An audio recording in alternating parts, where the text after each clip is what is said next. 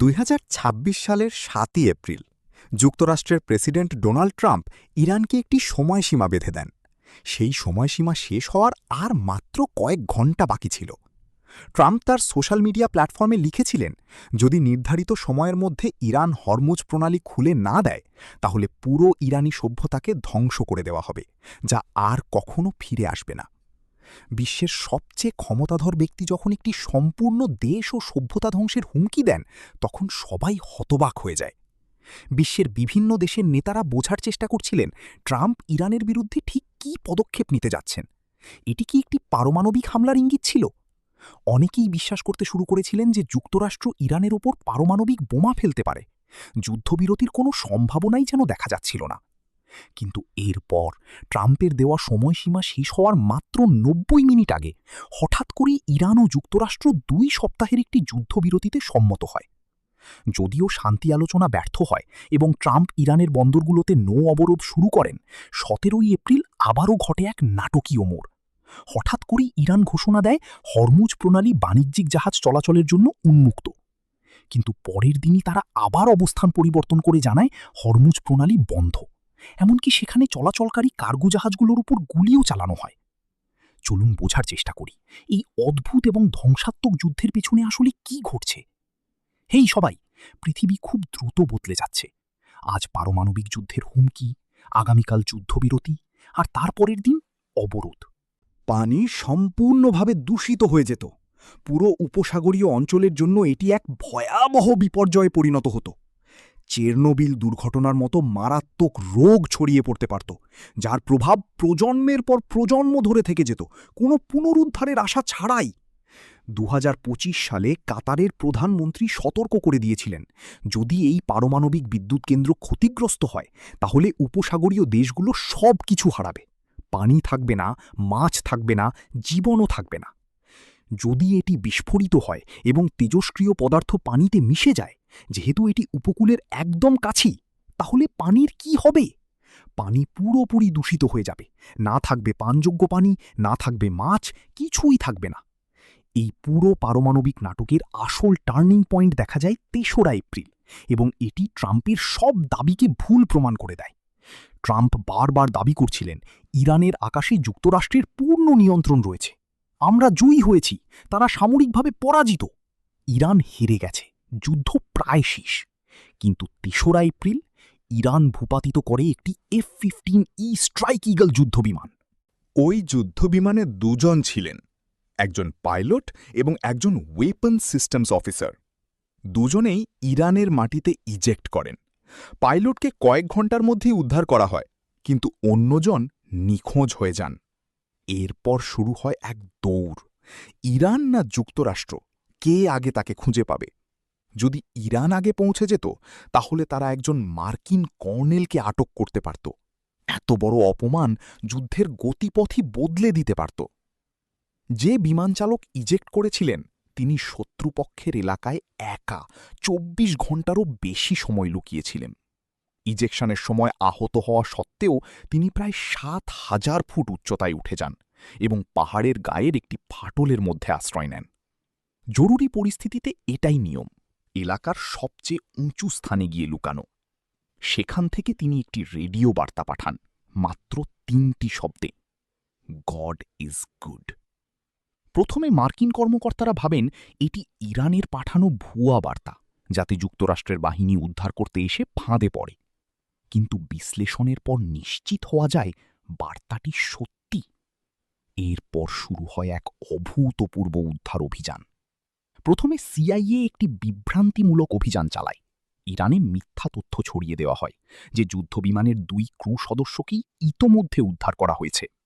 এর উদ্দেশ্য ছিল ইরানের বাহিনী যেন খোঁজ বন্ধ করে দেয়। এরপর সিআইএ ওই বিমান চালকের সঠিক অবস্থান নির্ধারণ করে এবং তা সামরিক বাহিনীর সাথে শেয়ার করে।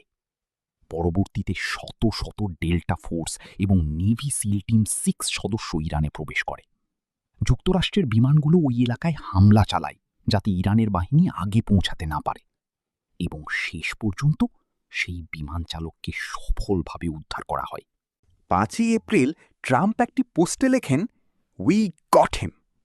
তিনি বলেন, শত্রুপক্ষের ভেতরে কোনো ক্ষতি ছাড়াই এই সফল উদ্ধার অভিযান প্রমাণ করে ইরানের আকাশসীমায় যুক্তরাষ্ট্রের পূর্ণ নিয়ন্ত্রণ রয়েছে। কিন্তু বাস্তবতা ছিল ভিন্ন। উদ্ধার অভিযান সফল হলেও ইরান একটি মার্কিন যুদ্ধবিমান ভূপাতিত করেছিল। উদ্ধারকারী হেলিকপ্টারগুলোকেও লক্ষ্য করে গুলি চালানো হয়। একটি A-10 ওয়ার্থহগ যুদ্ধবিমান বিধ্বস্ত হয়। 2টি ব্ল্যাক হক হেলিকপ্টার আঘাতপ্রাপ্ত হয়। এছাড়া 2টি পরিবহন বিমান ক্ষতিগ্রস্ত হয়। পরে মার্কিন বাহিনী সেগুলো ইরানের মাটিতেই ধ্বংস করে দেয়, যাতে সেগুলো ইরানের হাতে না পড়ে। এর মধ্যেই ট্রাম্প ইরানকে হরমুজ প্রণালী খুলে দেওয়ার জন্য 4টি আল্টিমেটাম দেন। প্রথমটি 21শে মার্চ, তারপর 23শে মার্চ, এরপর 28শে মার্চ এবং সর্বশেষ 6ই এপ্রিল। কিন্তু ইরান 4টিই উপেক্ষা করে। 7ই এপ্রিলেও যখন কোনো পরিবর্তন হয়নি, তখন ট্রাম্পের বক্তব্য আরও আক্রমণাত্মক হয়ে ওঠে। তিনি একটি পোস্টে লেখেন, open the street you crazy bastards or you'll be living in hell. Trump হুমকি দেন, সময়সীমা শেষ হলেই ইরানের বিদ্যুৎ কেন্দ্র ও সেতুগুলোকে লক্ষ্য করে হামলা চালানো হবে। তিনি বলেন, ইরানের প্রতিটি বিদ্যুৎ কেন্দ্র ধ্বংস হয়ে যাবে, জ্বলবে, বিস্ফোরিত হবে এবং আর কখনো ব্যবহারযোগ্য থাকবে না। তবু ইরান হরমুজ প্রণালী খুলে দেয়নি। এরপর আসে সেই দিন, যেদিন ট্রাম্প এমন একটি পোস্ট করেন যা পুরো বিশ্বকে নাড়িয়ে দেয়। তিনি লিখেন, আজ একটি সম্পূর্ণ সভ্যতার শেষ হয়ে যেতে পারে, যা আর কখনো ফিরে আসবে না। আমি এটি চাই না, কিন্তু হয়তো এটাই ঘটতে যাচ্ছে। এমনকি তিনি আরও বলেন, এটি কোনো যুদ্ধাপরাধ হবে না, কারণ ইরানিরা পশুর মতো। তারা পশু এবং আমাদের তাদের থামাতে হবে। তাদের পারমাণবিক অস্ত্র পেতে দেওয়া যাবে না। তিনি পুরো একটি জাতিকেই মানবিক মর্যাদা থেকে বঞ্চিত করেন, তাদের পশু বলে উল্লেখ করেন।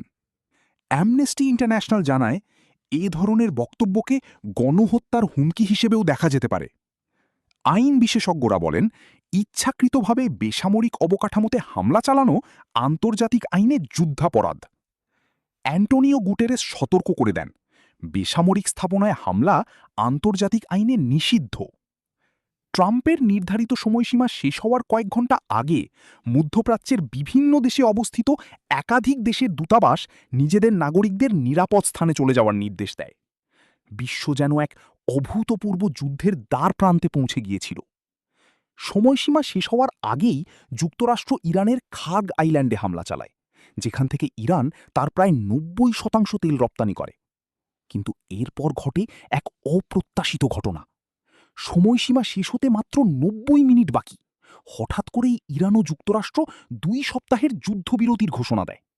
সবচেয়ে বিস্ময়কর বিষয় ছিল, এই যুদ্ধবিরতিতে মধ্যস্থতা করেছিল পাকিস্তান। আল জাজিরার রিপোর্ট অনুযায়ী আসিম মুনির এবং ডোনাল্ড ট্রাম্পের মধ্যে সরাসরি যোগাযোগ ছিল, যা ব্যবহার করে পাকিস্তান এই যুদ্ধবিরতি চুক্তি সম্পন্ন করে।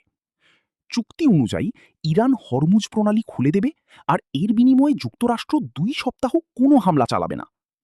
একটি স্থায়ী যুদ্ধবিরতির আলোচনা 10ই এপ্রিল পাকিস্তানে হওয়ার কথা ছিল।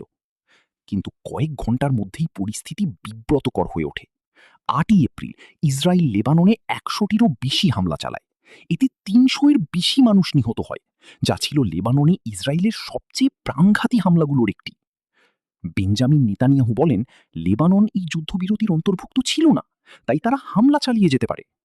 এমনকি যুক্তরাষ্ট্রের ভাইস প্রেসিডেন্ট জেডি ভ্যান্সও বলেন, যুক্তরাষ্ট্র কখনোই লেবাননকে এই যুদ্ধবিরতির অন্তর্ভুক্ত করার প্রতিশ্রুতি দেয়নি।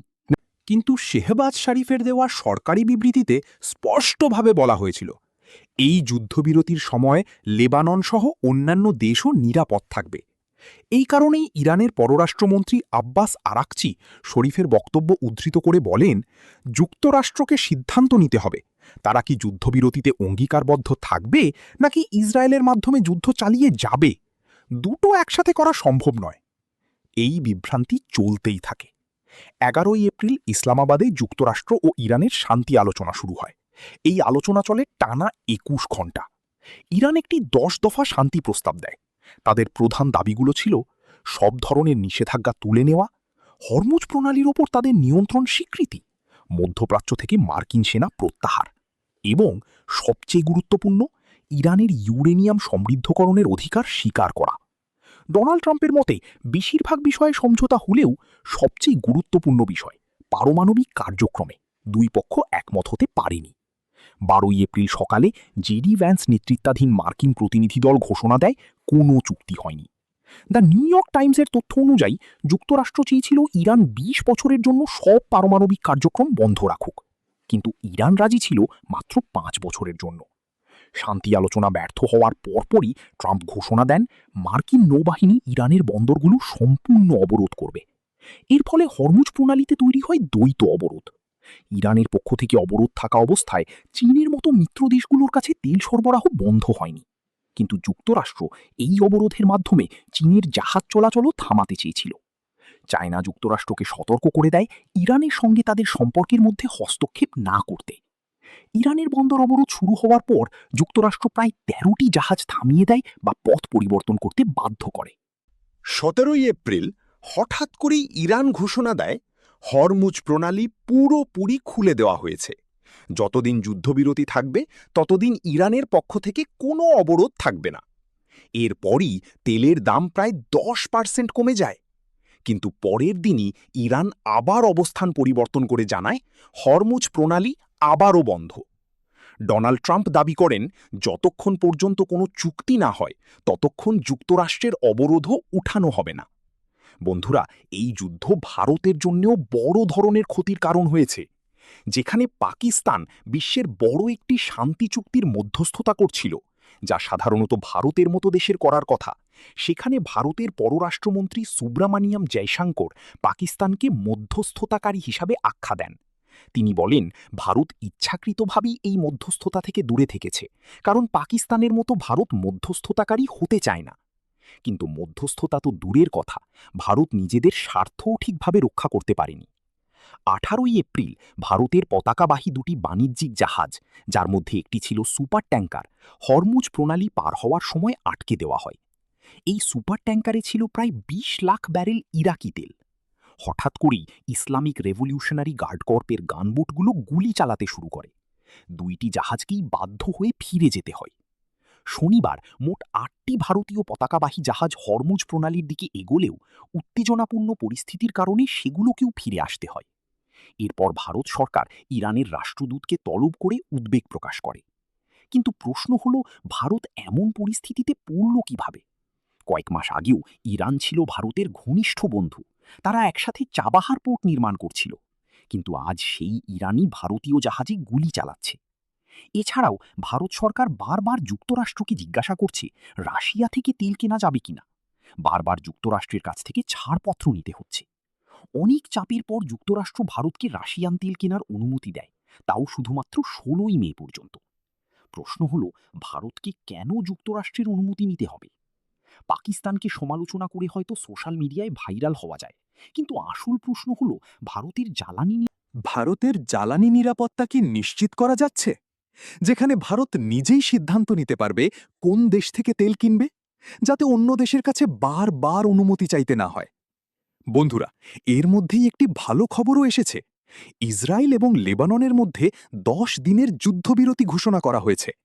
এই চুক্তিতে মধ্যস্থতা করেছে যুক্তরাষ্ট্র, এবং ট্রাম্প জানিয়েছেন ফোনালাপে বেঞ্জামিন নেতানিয়াহু যুদ্ধবিরতিতে সম্মত হয়েছেন। 10 দিন পর স্থায়ী শান্তির জন্য আলোচনা হবে। তবে ইসরায়েল জানিয়েছে তাদের সেনারা দক্ষিণ লেবাননে অবস্থান চালিয়ে যাবে। সর্বশেষ আপডেট অনুযায়ী 22 এপ্রিল ইরান ও যুক্তরাষ্ট্রের মধ্যে 2 সপ্তাহের যুদ্ধবিরতি শেষ হতে যাচ্ছে।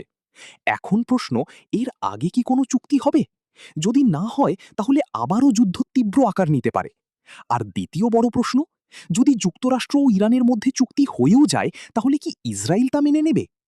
যুদ্ধ চলাকালীন ইসরায়েলের পদক্ষেপগুলো বারবার বিশ্বকে চমকে দিয়েছে। 2026 সালের 30 মার্চ ইসরায়েল একটি মৃত্যুদণ্ড আইন পাশ করে, যা বিশ্বের অন্যতম বৈষম্যমূলক আইন হিসেবে বিবেচিত হচ্ছে। এই আইনের অধীনে সন্ত্রাসবাদের সঙ্গে জড়িত প্রমাণিত হলে কাউকে ফাঁসি দেওয়া হবে। কিন্তু অবাক করার বিষয় হল, এই আইনটি শুধুমাত্র পশ্চিম তীরের ফিলিস্তিনিদের জন্য প্রযোজ্য। যদি কোনো ইহুদি ইসরায়েলি একজন ফিলিস্তিনিকে হত্যা করে, তাহলে এই আইন তার ক্ষেত্রে প্রযোজ্য হবে না। 2023 সালে গাজা ওয়ার শুরু হওয়ার পর থেকে অনেকবার যুদ্ধবিরতি হয়েছে, কিন্তু যখনই যুদ্ধ শেষের দিকে এগোয় তখনই এমন কিছু ঘটে যার ফলে সংঘাত আবার শুরু হয়ে যায়। আর তখন যুক্তরাষ্ট্রকে ইসরায়েলের পক্ষ নিতে হয়। তাই প্রশ্ন থেকেই যায়, এই ধ্বংসযজ্ঞ আর কতদিন চলবে? আশা করি ভিডিওটি আপনার কাছে তথ্যবহুল লেগেছে। ভুলবেন না সাবস্ক্রাইব করতে, বেল। 28 ফেব্রুয়ারি থেকে ইরান যুদ্ধ শুরু হওয়ার পর মাত্র 50 দিনেরও বেশি সময়ে প্রাণ হারিয়েছে 4000-এরও বেশি মানুষ। এর মধ্যে ইরানে 2000-এর বেশি, লেবাননে 2100-এরও বেশি মানুষ নিহত হয়েছে। এছাড়া 26 জন ইসরায়েলি এবং 13 জন মার্কিন সেনাও প্রাণ হারিয়েছেন। এই সংখ্যাগুলো হয়তো আমাদের কাছে শুধুই পরিসংখ্যান মনে হতে পারে, কিন্তু বাস্তবে ভেবে দেখুন, 7000-এরও বেশি পরিবার ধ্বংস হয়ে গেছে। লক্ষ লক্ষ মানুষ তাদের বাড়িঘর ছেড়ে পালাতে বাধ্য হয়েছে। আর প্রশ্ন থেকে যায়, কেন? এই সব কিছুর বিনিময়ে তারা কি পেল? যুদ্ধের সবচেয়ে ভয়াবহ পরিস্থিতি তৈরি হয় যখন যুক্তরাষ্ট্র এবং ইসরায়েল ইরানের পারমাণবিক স্থাপনাগুলোকে লক্ষ্য করে হামলা চালায়। 21শে মার্চ ইরানের নাতাঞ্জ পারমাণবিক স্থাপনায় আঘাত হানা হয়। তবে সবচেয়ে ধ্বংসাত্মক হামলাটি হয় বুশেহর পারমাণবিক বিদ্যুৎ কেন্দ্রে। এটি ছিল ইরানের একমাত্র কার্যকর পারমাণবিক বিদ্যুৎ কেন্দ্র। সেখানে বিপুল পরিমাণ পারমাণবিক উপাদান সংরক্ষিত রয়েছে। যুদ্ধ শুরুর পর থেকে এর আশপাশে 4টি বোমা নিক্ষেপ করা হয়েছে। অনেকেই হয়তো বুঝতেই পারেনি এটি কতটা বিপজ্জনক পরিস্থিতি ছিল। যদি কোনো বোমা সরাসরি ওই পারমাণবিক বিদ্যুৎ কেন্দ্রে আঘাত করত, তাহলে তেজস্ক্রিয় পদার্থ ছড়িয়ে পড়তে শুরু করত।